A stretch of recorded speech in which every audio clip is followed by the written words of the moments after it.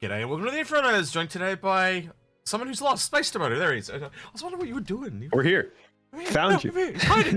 Right, we are doing the Anvil Buyer's Guide thingy, Invictus. Here we go. We'll go straight into it. Alright, I'm on the wrong pages already. We're off to a great start. Right. Nice, I like it. No, Arrow, we'll kick it straight in, because these tend to be a bit long. So, Arrow, we were literally talking about this yesterday, weren't we? Where we were talking about the Gladius. So, I don't know, tell me about the Arrow. We're doing the same discussion as yesterday, pretty much, aren't we? I'd pick this over the Gladius, wouldn't you? I think this is more fun to fly than the Gladius. It's like more maneuverable and stuff. And also, yeah, it's better value. I'd pick it over the Gladius, but I still think the Gladius is like the good like default fighter for this game, and that might just be because of Squadron. Yeah, well, Mr. Summit, I was watching him a little bit briefly yesterday, and he was saying that Avenger 1 recommended this to him over the Gladius. So there you go, endorsement by Avenger 1. Ballista. Oh, man. You talk about eye-watering yesterday, or not yesterday, it was the day before when we were doing Anvil. This is the most eye-watering thing to me. $140 for a vehicle is literally insanity to me. Yeah. It's more expensive than a Spirit, a Cutlass, a Freelancer, and it's just a vehicle. Yeah. And you can't change the missiles yet. Yeah. Yeah. And they run out. I'm hearing it sounds like they're starting to tease that, so we'll see. Yeah. Well, again, once the logistics comes in, it is going to be, a really cool gameplay loop, like reloading people and stuff like that. Like that'll be some people's jams. Logistics is going to be a real thing. Yeah. So yeah. Yeah. Someday it'll be pretty cool.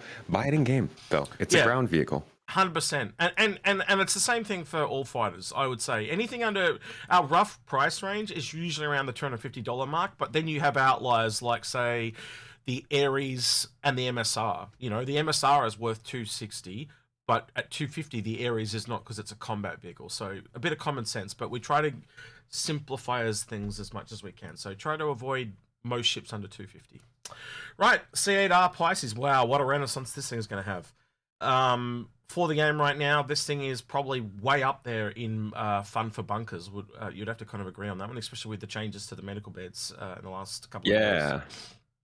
Yeah, this is basically like this is the go-to ship for a newcomer now. It's almost worth saying, like, anybody who wants to get Star Citizens to just start with this ship in a game package, because the game will play so much more like a traditional game where you just basically have a save point on your ship. All you have to do is carry enough like armor and weapons in there, and you're just constantly good to go. Yeah, I would say definitely for the now, that is not a terrible idea. Hang on, I've just got to mute someone. They just turned up and they're making noise, and they don't. And technically, it does come below the price of one of those new AAA games. They're doing like $70 now. It's still more than I would suggest for getting into this game. But holy crap! Now that they've changed the rules of how things work, and I don't understand why they didn't update medical gameplay at the same time as changing the way respawns work. But now this ship is way more valuable than it probably ever will be again, or ever has been. Yeah. No, 100%. And I just hope it kind of retains this. I hope this is that final design for medical, but time will tell. Yeah. Right. The normal Pisces, it's quite a big price difference, really. $20 for a medical bed. I do think this has still has some good value, because again, it holds 2 passengers and cargo. And you can technically put 2 pulses in it as well now. So, again, for $20 less, I can still see the value in this as well. But I don't know. You personally? Yes, no? It's actually kind of funny, because both of the 2 things they've sort of touched on these last couple weeks, one was bed logging and the other now is medical bed respawns, have changed the way I feel about both these Pisces. I would say this is a great ship. Smallest ship you can carry 3 people in. You can put a vehicle in it. Super capable thing. Now that bed logging won't be exclusively the way to log out whenever they do make that change, this also steps up above other starter ships that have beds, because that was the main downside to this ship as a starter ship, is you couldn't log on and off from it in the long term. That's going away. You'll get those benefits, but it's not going to be exclusive. No, 100% agree on that. So yeah, it's still. I'm just surprised. Both of its versions are some of the best in the game. Yeah. The Carrick, probably one of the most popular large ships in the entire game. Yeah, it's kind of difficult for me because on a value proposition, you've still got the Odyssey there as well, which is a capital with the whole earn down mechanics. I'm actually questioning myself, should I upgrade mine to an Odyssey? And I've deliberately got a CCU that I'm just sitting on there to give me multiple options around this thing. Um, Why would you pick the Odyssey over this? Mainly the cost to upgrade. This is out and it costs $600. The Odyssey is not out, so you know it's going to go up in value even more. You know, so add And how much is the Odyssey? I don't. 660 for $60 more. Huh. You get a capital ship versus this that is technically this is the large ship you can get. Right, this is a one. And it's a good ship. It's a fantastic ship, but the thing is that it is designed to be away from everything else. It is out in the black alone. It is the most soloistic ship you'll probably ever find in the game, and that's why it has all the medical and repair facilities, because it is designed for when shit hits the fan. And it's not a ship that you're going to really have with fleets, so it's kind of very different to most other ships, because a lot of other ships, as you go up into those bigger ships, you're going to have big ships working with big ships, and you pull into an org and pull into a fleet. This thing is going out to explore. And if you look at the Odyssey, you can kind of see the chain of exploration. The Endeavour will find things with its telescope, send the Carrick will go into the system and do like broad scans and find everything, and then it'll say, oh, this planet's got something of value, and then it'll send the Odyssey to there, and the Odyssey will map the shit out of the planet, and then you can see the trickle down economy. It's essentially stepping down and down and down, and this is just a ship that's just not going to be with other ships. It's very different from everything else around it, and maybe that's why it's so appealing to a lot of players. I do think that's a really exciting style of gameplay, getting a group of you and like 4 or 5 other people and going out on expeditions. But how does this make more sense to go out on its own as opposed to the Odyssey? Well, the Odyssey just won't go as far, and again, it speaks to the facilities this has. Like, for example, the Odyssey's got medical, right, for the people, but it doesn't have repair facilities. So when this gets in trouble, it can fix itself. Essentially, you can't do that with the Odyssey, right? You'd have to take another ship with it to extend that, and then again, the other ship can't go as far. So you start to get these drawbacks where this is meant to be very self-reliant. As long as it's not being attacked, it's going to be quite self-reliant. Well, in that case, then why do you want to upgrade it to the Odyssey? Value. It just comes down just because of value. Yeah, I can earn, but I can earn down. So I can take a more expensive ship and earn down. Like the time, yeah, but like you still have to earn that ship. So the time to go from the Carrick to the Odyssey will be longer than to go from the Odyssey to the Carrick. That's my point. Yeah, it's a very Star Citizen way of looking at it. I look at yeah. Again, and it's a head over heart mechanic. I've kind of got to sit there and wait till the Odyssey comes out, and then I'll make the decision. That's why I picked up the CCUs. Yeah. So I don't have to jump before I'm ready, and I can take those options. It's giving me flexibility by picking up a CCU. Yeah, no, I can see where you're coming from. Yeah. Right. The smaller, less hated version of the Ballista. Same thing again for me. It's the price of a Cutlass in a vehicle, and I probably kind of like this a little bit more than Ballista, because unlike having to reload the Ballista, you don't have to reload this, but it just doesn't fire as fast, so it's got another problem. I've literally had ships fly up to me, and you can't shoot directly up. They'll fly up above you and then fly right down from above and then shoot you, because you can't shoot directly up. You need that heat system. Yeah, I was with you. Overheating thrusters. Do you remember? I was the last one left. You guys had all fired your ballistas, and that's what happened. An arrow came in directly from above, and just sat there, and I couldn't. And I was doing this, and I couldn't shoot him. And he just a couple of shots. It's better. Gone. It's better because it doesn't have finite ammo, but it's still a ground vehicle, and like I can't. Man, I know that we're going to have ground-based gameplay, but honestly, this kind of vehicle feels so much like it is tailor-made for large groups, orgs, and stuff like that. And so I'm quite surprised by solo players who are buying it. Not that there's no reason to buy it as a solo player. It just feels so much like it's meant for groups. When you look at a price like this, you just got to remember you're funding the game. Like that's the thing you got to take away. But it's not good value. So if you look at things from a value proposition, buy it in game. like everything we talk about. So yeah. Right, the Crucible. Or I can channel Algrid for this one. Oh my gosh. Yeah. That's so cheap.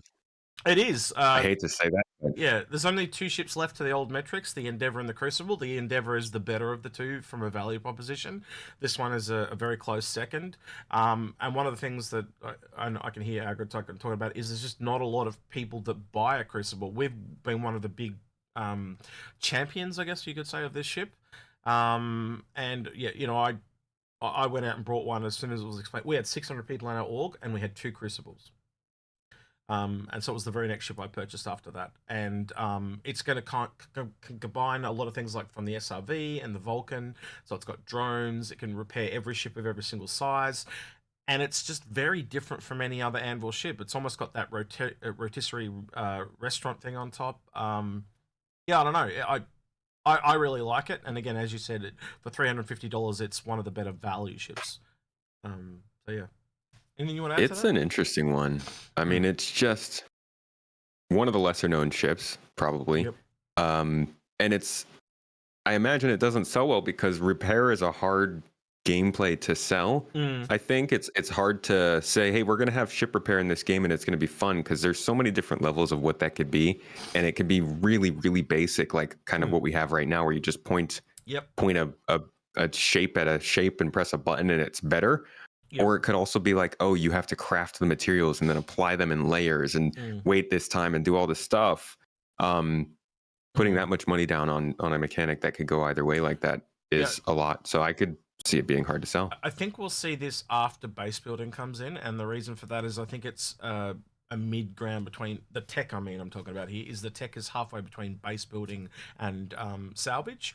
So basically, you know how they're going to 3D print buildings essentially. It's the same thing. They'll reprint the wings or components of ships. So it's a similar tech, just put onto vehicles instead of buildings. Yeah. And then using the materials from the salvage and stuff like that. But again, if you go back and watch some of those really old videos where they talked about it, me and Algrid had to go through, I think we did 2 videos on ship scrutiny on this one. And it's one of the few ships in game that can repair itself. Like can rotate its engines and you can repair them, which is crazy. And it and the Raft are the only 2 ships in the game that can change its center of mass by moving its engines backwards and forwards. So it's definitely got some complexity to it. And yeah, again, you can technically carry 6 tanks or Nova tanks in that Scarab as well. So in a pinch, you can also use it as a landing craft and stuff like that. So, and also with a ramp on it, you can almost tell that when they brought this thing out, they were thinking of vehicles for the future. So it's just really interesting. Like it's just such a holdover from that older time where they put too many things into a ship, if you know what I mean. Yeah. So I'm interested to see where it goes. But again, if you want to protect yourself, like you're not sure, an Endeavor. Sorry, I said that wrong. A Gemini to Crucible CCU for $10, and you can lock in that price. So if you can put $10 aside, you don't have to spend the full $350 right now, and then you're pretty safe. You know, you can just wait till it comes out and go, "Yep, that's the one I want." Right, we got the whole Hornet series here, or the Mark 1, the Firebird, Super Hornet, the Tracker, the Ghost, and we're up to the Gladiator. Right, so we have to talk a little bit about what's dropped today. So this is going to be a little interesting. So Bidwell Farewell to a True Legend. So this has also been confirmed on Spectrum.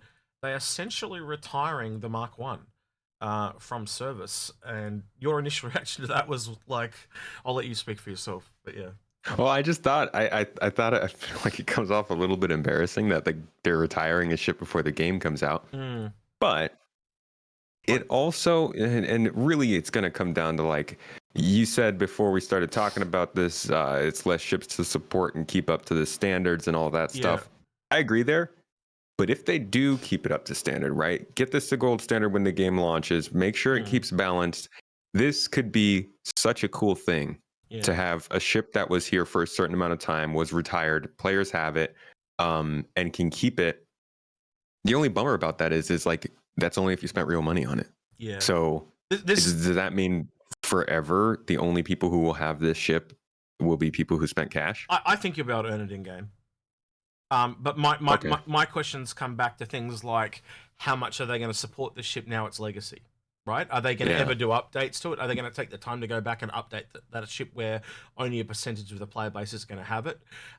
Should they have offered free upgrades from the Mark 1 to the Mark 2 in all variants? I think that's the other thing this confirms as well. We're essentially going to be getting the Super Hornet, the Tracker, and the Ghost in a Mark 2 variant. Right, that essentially confirms. Which is cool. Yeah, it is very cool. Because it looks a lot better. Yep, it does. But like, shouldn't those people be off? Like, you brought it to support the game. Shouldn't they support them and give them a free upgrade as an option?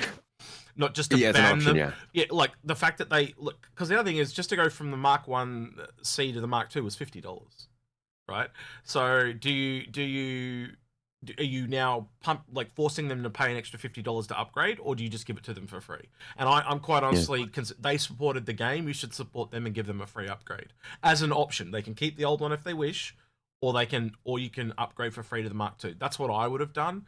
Again, I don't know. I need to go through and read this Spectrum post in full, which I have not yet done. But I haven't gotten to see all that stuff. Yeah, we just haven't had time because we got the link like 2 minutes before we started recording. So yeah, I'll go through that, and if it changes, let you know. But my hope is that they would give it to people for free. So yeah, I don't know. Go ahead. I haven't had enough time to really think it all the way through. Yeah. But this could be a cool development. It also could be a not so great one. Ultimately, this is another complication, though, that comes from just the way that the game's being developed and funded. And they run into these weird things quite often as we're getting closer to a game state. Yep. No, absolutely. So yeah, I don't know. Take that one with a grain of salt. And we'll probably keep you updated on stream later this week. So yeah. All right. Can I say? Yeah, go ahead. I cannot wait for the Super Hornet Mark II. Yeah. Gosh. It's the one. It's the one I'm probably looking forward to the most, and I probably will pick one up. If I was going to pick one up, that'd be the one I'd be picking up. Just the ability to have two people in the same ship. It puts them on different levels to the other two. That's for sure. Yeah. All right, so that kind of covers all the Hornet series. We did have to go over the Mark II, but I think we kind of covered that a little bit, didn't we? Like that's the one you kind of we're moving into. So these will all start to disappear. Hopefully, the Wildfire completely disappears because those skins are just not a good thing. The Gladiator kind of needs the same treatment, to be honest, as the Mark II. Me and Algrid love this thing. It's like a clunky old. It's like World War II in space. This is like a World War I plane in a World War II game type of thing. But there's just something about how it flies and something about it maneuvers that we just both love a lot. But again, it's an earning game at that price. How long has it been since you've been in a Gladiator? Oh my God. I've only been in one once, I think, maybe twice. Yeah. And it's been years, like 6 years. Yeah. It's a great ship to go out because it really does give you the span to show you how things need to be fixed, but there's just something about it when you get in it, especially when there's two of you. There's just some kind of camaraderie, like you are the underdogs, right? And there's just something about that is really appealing, and I don't know how else to explain it. But if you get a chance, take it out on stream. Take it out with honey. That'd be a good combo. I'll give me some feedback next time we talk if you get a chance. So yeah. I do think that it is going to be a cool ship in Squadron 42, but it also is really, it's indicative of how bad missiles have been the entirety of this game's history, how unknown and forgotten this ship is. Well, it kind of speaks to the new Sabre Firebird in a way. You know what I mean? Like, yeah. I would take this over the Firebird because it's simply got two people in it. And I know it eventually will get a rework. Yeah. I like it. It looks like it belongs in the other SC game, StarCraft. Yes. I just get Terran vibes from it. Yep, absolutely. It is an older one because it's from Jace Aerospace. It's more like the Hurricane akin to the F8, if you know what I mean. You got the older Anvil ships. It's one of the older ones. Right, the Hawk. I think this will get a bit of renaissance once the bounty hunting comes in. We also know they're doing a rework, or I don't know if they've completed that rework. Hopefully maybe we hear a little bit about that because they're changing the pod on the back. I haven't had a chance to get in game to see if they've updated the pod, but it was a seat and they're moving it to more like Han Solo carbonite bed for that bounty hunting little cradle. Yeah. So yeah, So yeah, I think this will have a bit of a renaissance once bounty hunting comes in. But we're, how long have we been waiting now? 2 years for bounty hunting. So looks like we've probably got at least another 12 months to go, because it's been put on the back burner. But we'll see. Yeah, they're just kicking it. That is a can that is being kicked. It's starting to remind me of Salvage. Yeah, they'll get this there ship with looks cool. They'll get there with more speed than other things. Now they've got more people working on SC. So we'll see. But yeah, again, at $100, it's really weird because this very next ship, right? This is where it becomes crazy. In game for the longest time, this ship was actually more expensive than this one. And I'm going to be totally honest with you, I haven't had a chance to look at the new ship pricing. But yeah, at its value proposition, if you like bounty hunting, it's not a terrible value. The Hurricane, though, this is one of, like, if you look back at the Gladiator, this is one of mine's favorites because it forces the pilot and the gunner to work together really well. There's some kind of psychology where because the gunner has more powerful guns, you just seem to work better. Now, to give a juxtaposition to this would be the Scorpius, where the gunner and the pilot have the same guns. The pilot seems to give zero shits about the gunner, right? But here, they work together so well that it just is bliss. And I think that'll change once armor comes online and stuff like that. But yeah. What's your thoughts on this one? It's beefy, right? This thing is, I mean, I know they kind of originally introduced this as a glass cannon sort of ship. Is it light on armor though? I mean, it's an anvil ship. How do you build an anvil ship that doesn't have good armor? Time period. Right, so this is a really good example to give you a time period. So you've got the F8 Lightning, which is like their newest ship. It's also a heavy fighter. This is a heavy fighter, but it's one of their oldest ships. Right? So it's the same manufacturer, 2 heavy fighters, separated by 600 years. Yeah, I don't know. It depends on how well this can take hits. I think it's a fun ship, and the concept is cool. Being in the turret is sick. Yep. And now with master modes, ships like this are going to be more viable. Yep. So I look forward to seeing how it plays. Just to show you value, though, like why we don't recommend fighters, you can get a Taurus for $10 cheaper. So holy crap! Yeah, a cargo hauler. Yeah, but you get what I mean, right? You are paying. Yeah, no, you're paying. Find that more valuable. A premium for combat ships, like an absolute premium. So yeah, right. The Legionnaire, not out, but I think this believe it or not, when I say that I think this, because it's combat, it's cheap for combat. It's not a true combat ship. It's a boarding craft. Some people consider it akin to a drop ship. I think it is the most unique ship in that kind of category because we don't really have dedicated. It's the only real dedicated boarding craft we have. I don't know. What's your thoughts on it, Space? I love the design a lot. This thing is gameplay bound, even as a dropship, because it relies heavily on hacking. And hacking is just it's like bounty hunting. Yep. It's been talked about, and we've known about it for a while, and we have seen literally nothing on it. At least bounty hunting, we've seen restraints, but with hacking, we've seen nothing since they've started to rework it. So they say this is going to come out probably, it sounds like early next year now after this last SEL. Yep, I was about to say the same thing. Yeah. But who knows how useful it'll be? How much boarding will we get into? Is this NPC boarding, like PvE stuff? Will it be often? Will it always be there? Or is it specific missions? A lot of questions. Yeah, and in game at that price too. And I'll the obvious question I ask is, if this is a boarding ship, what other boarding ships are we going to get? Are we going to get, like, are they going to put this functionality into, say, something like the Hammerhead, or are they going to make a bigger variant or things like that? So yeah, I question that. But being a ship that will technically fit into the Polaris, I can see that working really well with a Polaris. You rock up, you disable them, send this over. So yeah, it's got its That'd be amazing, yeah. Yeah, it's definitely got its place. Right, the Liberator. Now, I have not seen the new video today, right? So I could be talking out of both sides of my mouth. But from someone's leaked an image to me because I haven't sat down and watched the video. So in hindsight, just remember I have not seen the stuff on the new Ironclad. But this looks a lot like the Ironclad. Right? So I would be very, like, I was very questionable and dubious about this ship from the beginning. But yeah, I think the more time goes on, this seems to be, to me, the ship that's going to transport smaller ships through the jump points. So you'll go ahead. I'm sorry. Go ahead. No. I'm good. You go. I was just going to ask. This ship is. Are you expecting there to be game specific activities that would require this ship, like just transporting vehicles as a mission? Yeah, so for example, vehicles can't get themselves through a jump point. Snubs can't get themselves through a jump point, and then you've got 2 small fighters as well. And we've been told that there will be ships that don't have jump drives, right? So how do they get through jump points? That's what this is for. It'd be interesting then. Yeah. It'd be interesting then if those kinds of cargo missions were offered to anybody. But if you took that with the wrong type of ship and you showed up there, you'd just be like, oh crap, I don't have the ship for it. Versus somebody who took that mission and had the Liberator and knew specifically that they needed that.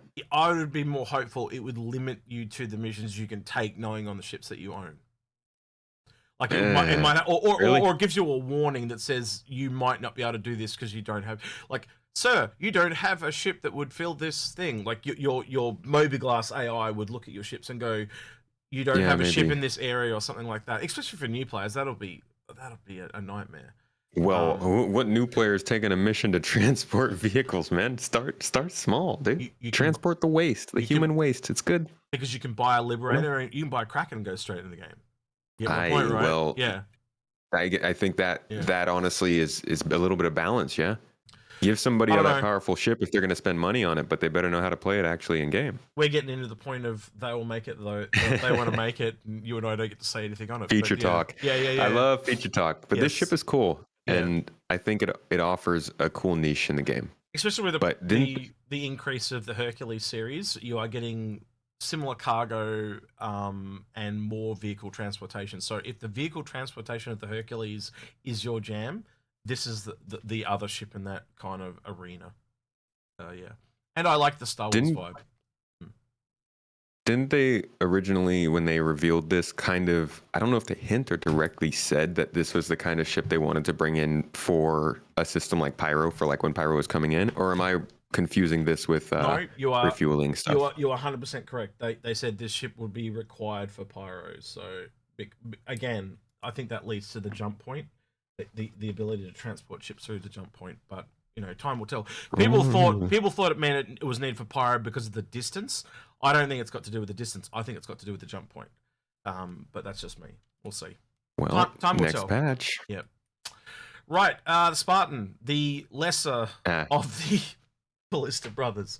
That's actually, I should coin that, the Ballista brothers. I'm a Ballista. The Mario. Anyway, right. Yeah. So, anyway, I'll see myself out. Right.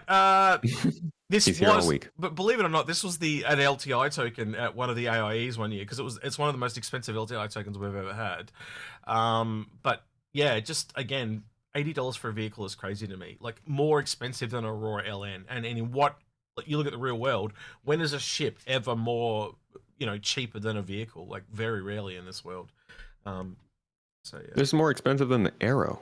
Yeah, crazy to me, absolutely crazy. And the Arrow is a combat ship too, like as you rightly point out. So yeah, don't buy vehicles, I think is what we're saying in short. Yeah. The Terrapin. Now, I love profession starters, but this is the most expensive profession starter in the game.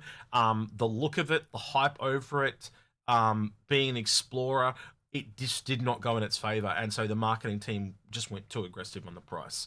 And there's no gameplay for it right now. That's the saddest part. Like you can buy a Prospector at 150, and you can at least go out and do things. You can do stuff in a Vulture, but you can't do anything in this. And scanning is hopefully not too far away. I'd hope that now we've got the star map in, it's not too far away. And I know you do that. Man.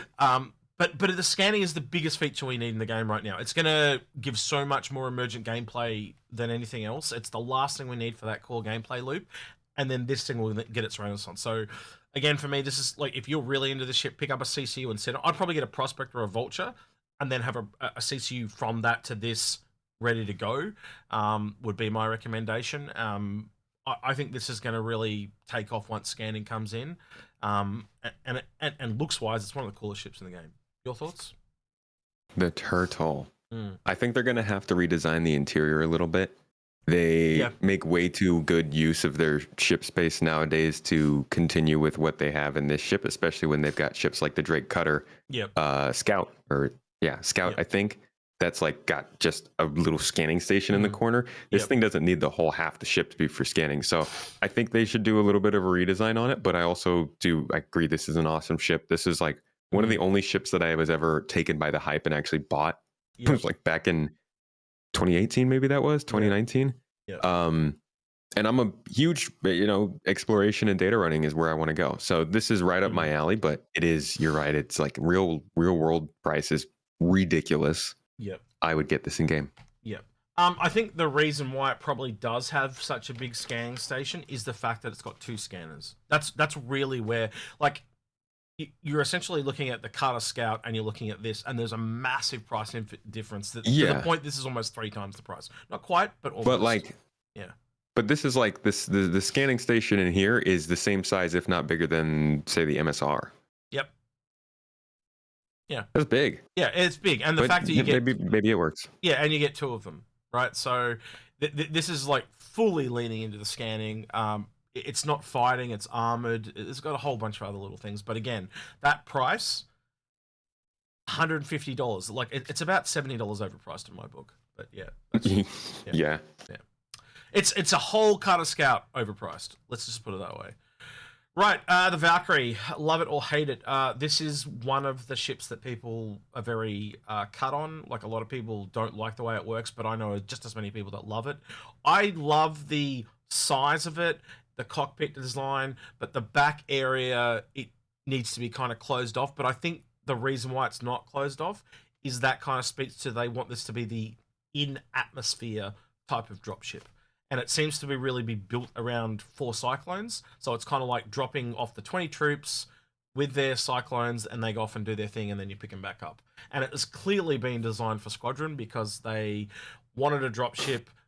They didn't get what they wanted in the Redeemer. They went to the Hoplite. They didn't get what they wanted in the Hoplite, and then they went to this. So you can see the progression there. It's very much built for Squadron. Love it or hate it. I don't know. What's your thoughts, Space? I don't have much to say about it. It's expensive, that's for sure. But it's $25 and you're at a reclaimer.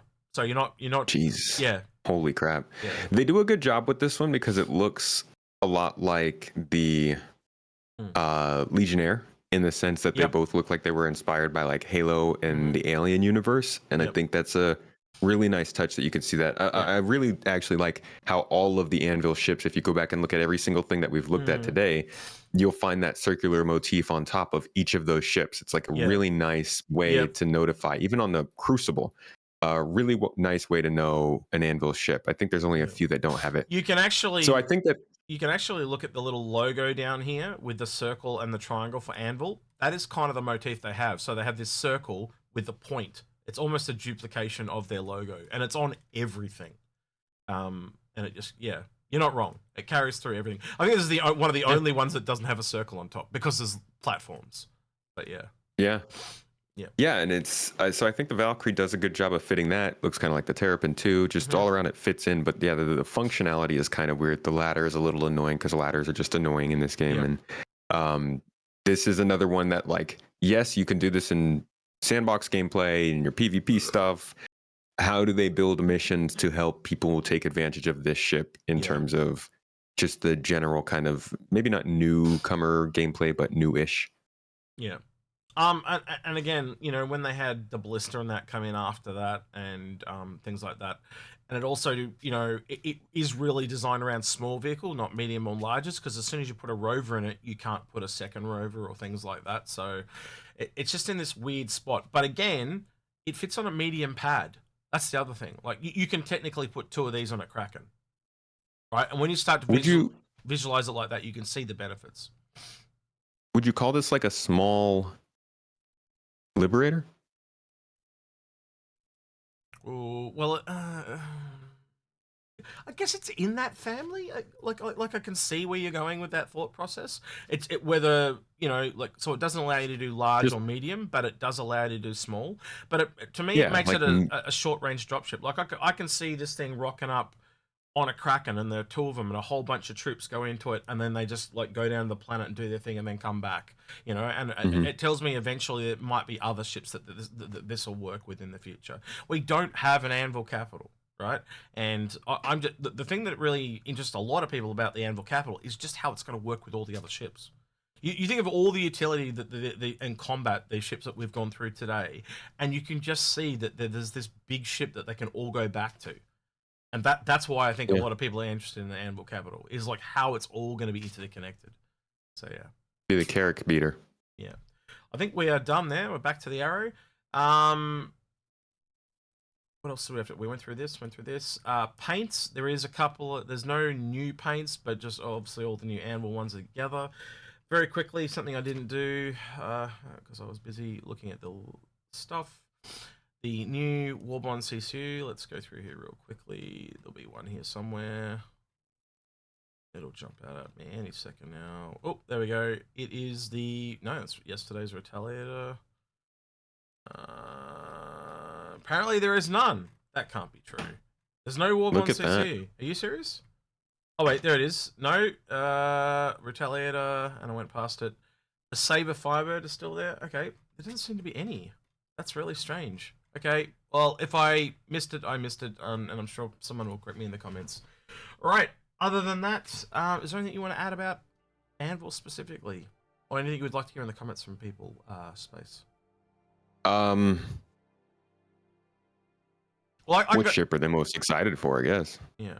For me, it's the Mark 1 to the Mark 2 stuff. How are your thoughts on retiring the old ships? Do you think they should give free upgrades to people to the Mark 2s? How do you think that should be handled? For me, it's free upgrades, because you supported the game and you want to retire a ship. You should allow them to choose, not force them to have a ship that is probably never ever going to be worked on. You know, they did right by you. You do right by them, type of thing.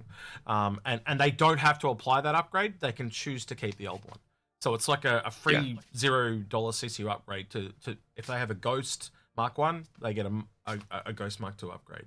Not chop it and change in between them all, just straight to straight.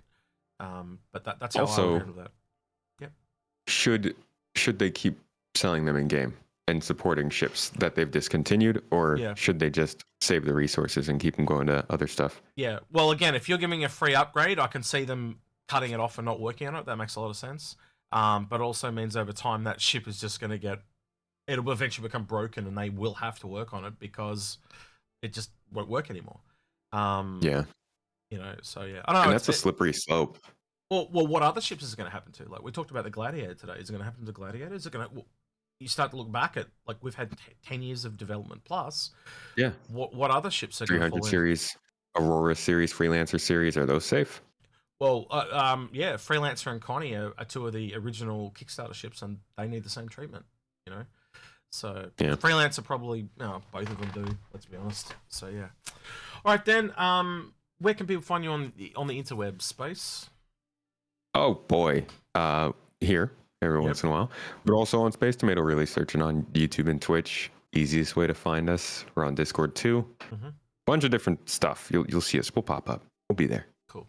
All right, then, with that, then, don't forget to like, subscribe, ring that notification bell, and thank you to everyone that went extra mile on Patreon at the end of the video. Right. I've been Execute. He's been Space Tomato. We'll catch you next one. See you, citizens. Say goodbye, Space. Don't be rude. Goodbye.